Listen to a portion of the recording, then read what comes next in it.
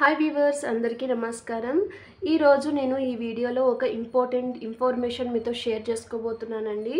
నేను హెచ్పి కొత్త double cylinder connection అయితే తీసుకోవడం జరిగింది. నాకు దానికి అయినంత ఖర్చు, అలాగే ఏమేమి డాక్యుమెంట్స్ కావాలో, మనకి ఏమేమి ఐటమ్స్ ఆ కిట్లో వస్తాయో, అలాగే మనకి ఎన్ని రోజుల్లో గ్యాస్ డెలివరీ అవుతుందో అవన్నీ డీటెయిల్స్ నేను ఈ వీడియోలో మీతో షేర్ చేసుకోబోతున్నాను. మనకైతే ఒక ఫైల్ అనేది ఇచ్చేసారు వాళ్ళు. ఆ ఫైల్లో మన డాక్యుమెంట్స్ అన్నీ పెట్టుకోవాలంట.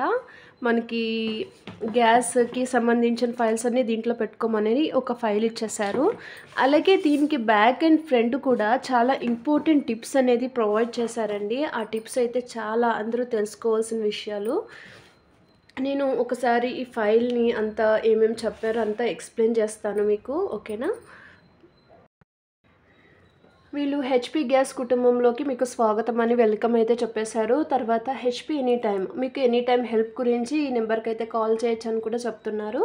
అలాగే మనము ఏదైనా హెల్ప్ అన్నా, బుకింగ్ అన్నా, లీకేజ్ అన్నా, సబ్సిడీ ఏదైనా మనకు కావాలితే త్రూ వాట్సాప్ కూడా మనం ఈ నెంబర్ ద్వారా మనం హెల్ప్ తీసుకోవచ్చంట.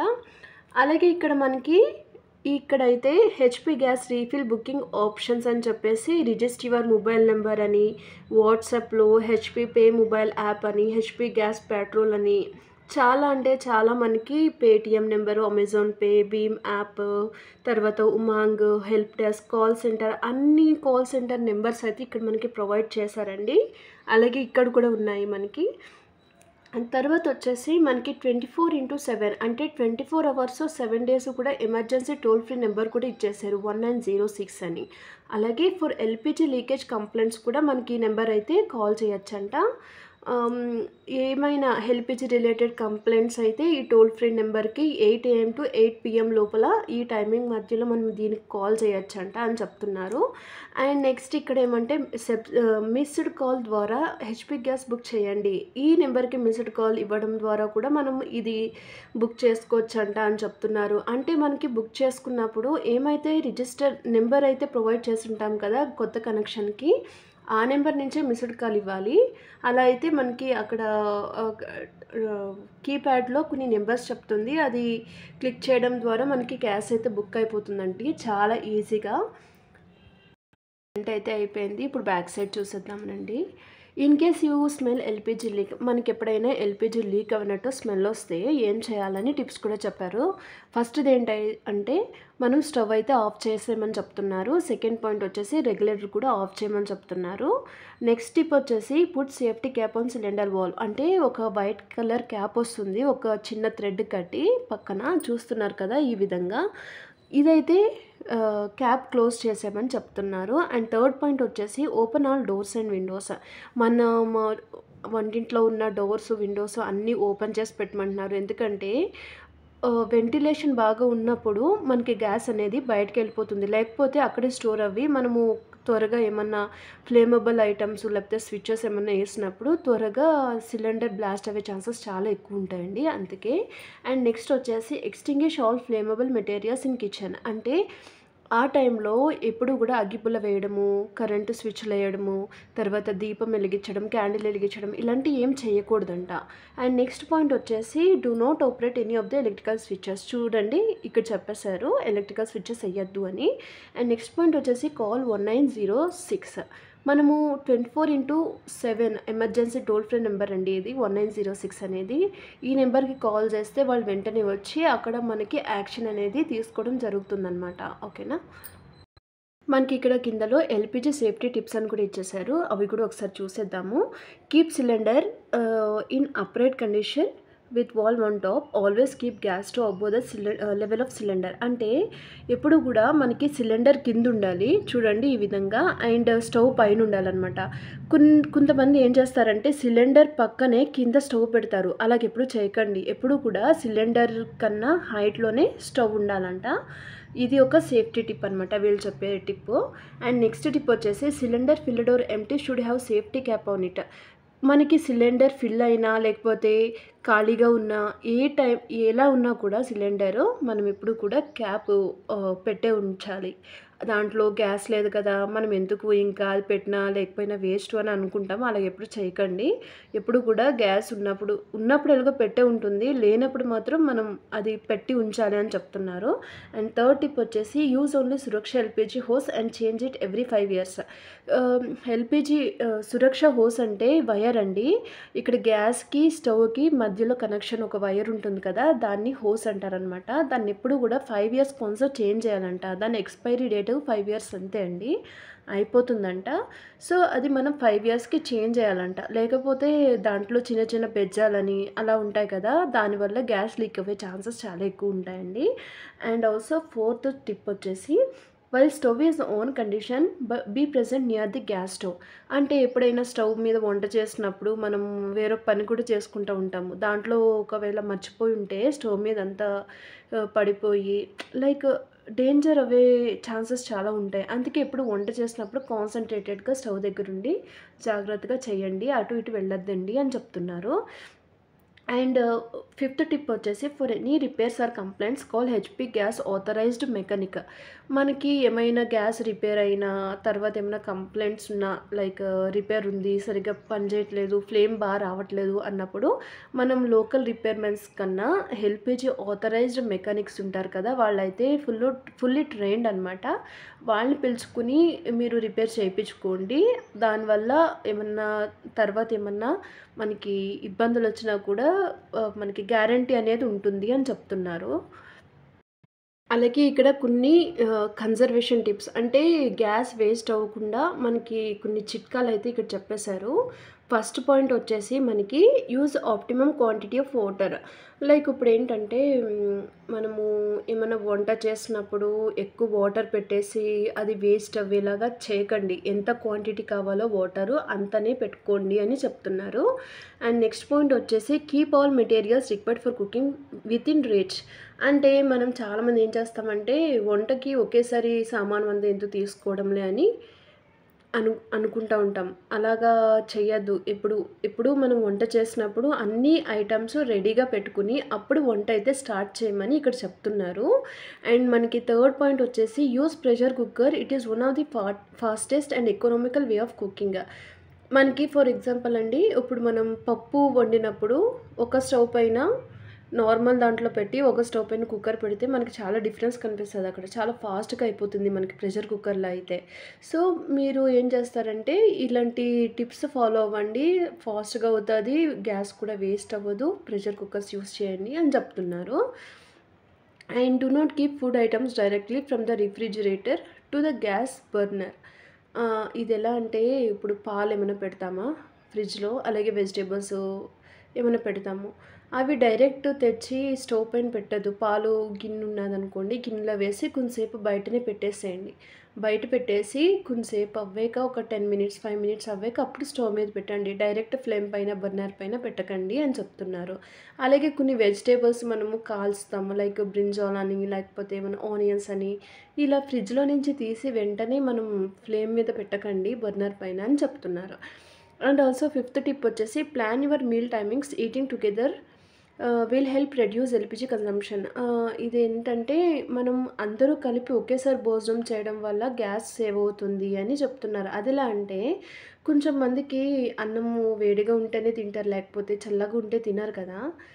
లైక్ మనం అందరూ ఉన్నప్పుడు వేడి వేడి అన్నం ఒకేసారి తినేస్తాము. అదే కొంచెం లేట్‌గా వచ్చినోళ్ళు మళ్ళీ వేడి చేయాలి, సాంబార్ మళ్ళీ వేడి చేయాలి, ఫుడ్ ఐటెమ్స్ మళ్ళీ వేడి చేయాలంటే గ్యాస్ వేస్ట్ అవుతుంది కదా! దాని గురించి కొన్ని ఇంపార్టెంట్ టిప్స్ అయితే మనకు 5 టిప్స్ అయితే వీళ్ళు దీంట్లో ఇచ్చేసారండి.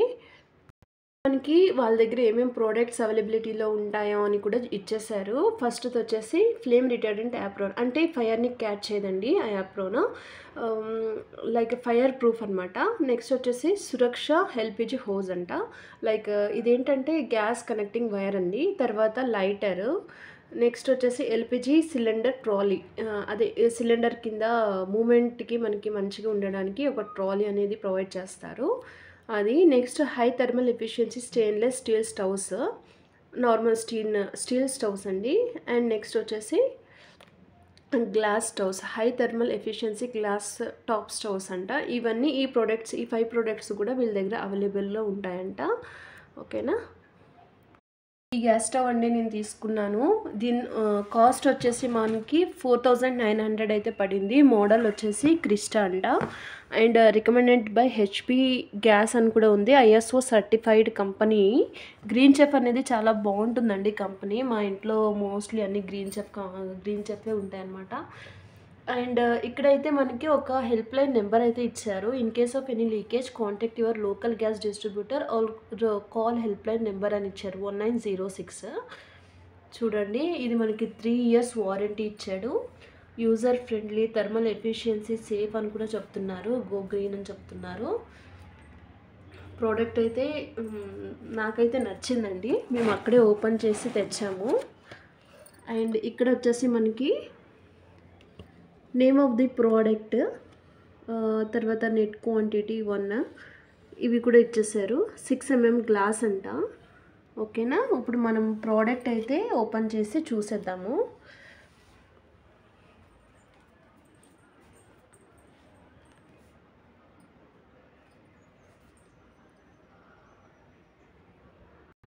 ఈసారి ఓపెన్ చేసేద్దాము ఈ స్టవ్ని.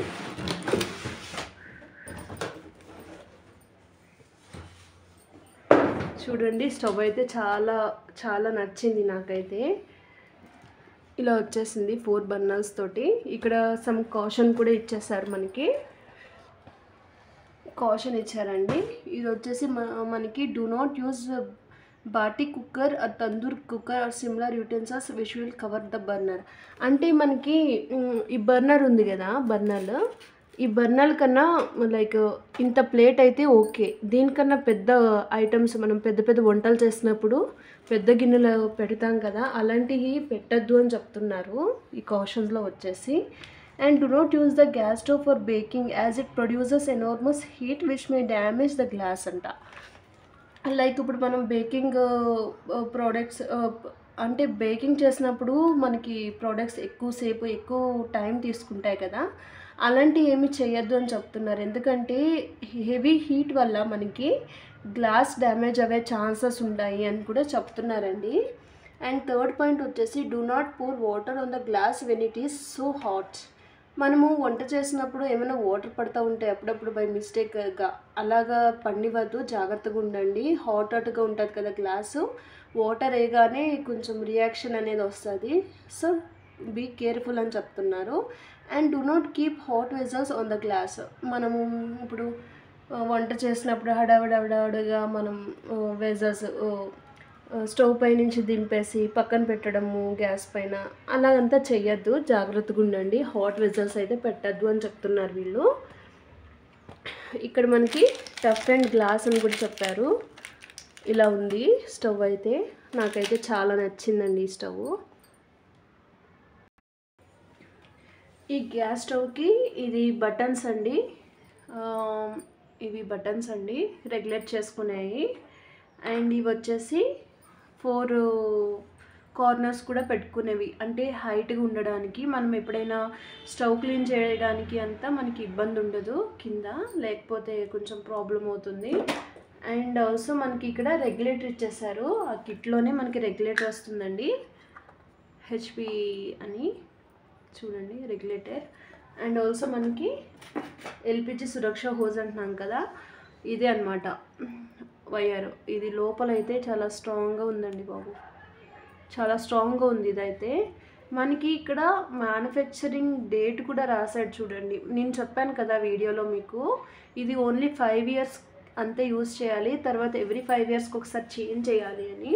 ఇక్కడ మనకి మ్యానుఫ్యాక్చరింగ్ డేట్ కూడా రాశాడు చూడండి. ఇది మ్యానుఫ్యాక్చర్డ్ ఎప్పుడైందంటే 2023 డిసెంబర్లో అయ్యింది. చేంజ్ బిఫోర్ డిసెంబర్ 2028 అని చెప్తున్నాడు. బిఫోర్ మీరు ఎప్పుడైనా చేంజ్ చేసుకోవచ్చు, కాకపోతే 2028 వరకునే ఇది యూజ్ చేయండి అని కూడా చెప్తున్నాడు. ఇప్పుడు నేను దీనికి మనకి ఇది స్టవ్ కనెక్షన్ తీసుకోవడానికి ఎంత అవ్విందా అని చెప్తున్నాను. నాకైతే వాళ్ళు సిలిండర్ స్టాండు, లైటర్ కూడా ఇస్తుంటే నాకు ఆల్రెడీ అవి ఉన్నాయని నేను తీసుకోలేదండి. నాకు వచ్చేసి 12,300 అవ్వింది నాకు టోటల్ అయిన ఖర్చు అనమాట. ఇది విత్ గ్యాస్ అనమాట. మనకి ఒకవేళ గ్యాస్ స్టవ్ అవసరం లేదు అంటే అది మైనస్ చేసుకొని మనం మనకి బ్రేకప్ ఇస్తారనమాట. అండ్ ఆల్సో మనకి డాక్యుమెంట్స్ ఏమేమి కావాలంటే, మనము ప్రెజెంట్ ఉంటున్న రెసిడెన్షియల్ అడ్రస్ కావాలండి. లైక్ మనకి కరెంట్ బిల్ ఉండాలి. తర్వాత ఆధార్ కార్డ్, ఐడీ ప్రూఫ్ ఏదైనా ఓకే. నేనైతే ఆధార్ కార్డ్ ఇచ్చాను. తర్వాత ఒకటి పాస్పోర్ట్ సైజ్ ఫోటో ఉండాలి. అండ్ మనకి సబ్సిడీ యాడ్ అవుతుంది కదండీ! మా గ్యాస్ సిలిండర్ వచ్చినప్పుడు కొంచెం అమౌంట్ అనేది బ్యాంక్‌కి వెళ్తుంది సబ్సిడీ అని. ఆ అమౌంటు యాడ్ అవ్వడానికి ఇంకా ఏమో కొన్ని ఉంటాయి కదా! దానివల్ల వాళ్ళు పాస్‌బుక్ అయితే అడిగారు నన్ను. పాస్‌బుక్ ఫ్రంట్ పేజ్ జిరాక్స్ అడిగారు. ఇవన్నీ డాక్యుమెంటేషన్. నేను ఫస్ట్ రోజు వెళ్ళినప్పుడు ఈ డాక్యుమెంట్స్ అన్నీ సబ్మిట్ చేసొచ్చాను. సెకండ్ డే రమ్మన్నారు. అప్పుడు నాకు ఈ ఐటెమ్స్ అన్నీ ఇచ్చారు. అండ్ థర్డ్ డే వచ్చేసి నాకు డబుల్ సిలిండర్స్ వచ్చేసినాయి. యాక్చువల్ నేను తీసుకున్నది డబుల్ సిలిండర్ అండి, సింగిల్ కాదు. అండ్ ఆల్సో మనది ఫోన్ నెంబర్, ఇప్పుడు ఫర్ ఎగ్జాంపుల్ ఏబీసీ అని ఒక నెంబర్ ఉన్నదనుకోండి, ఆ నెంబర్ పైన ఇంకో గ్యాస్ కనెక్షన్ ఉంటే మనకి కొత్త కనెక్షన్ ఇవ్వరనమాట.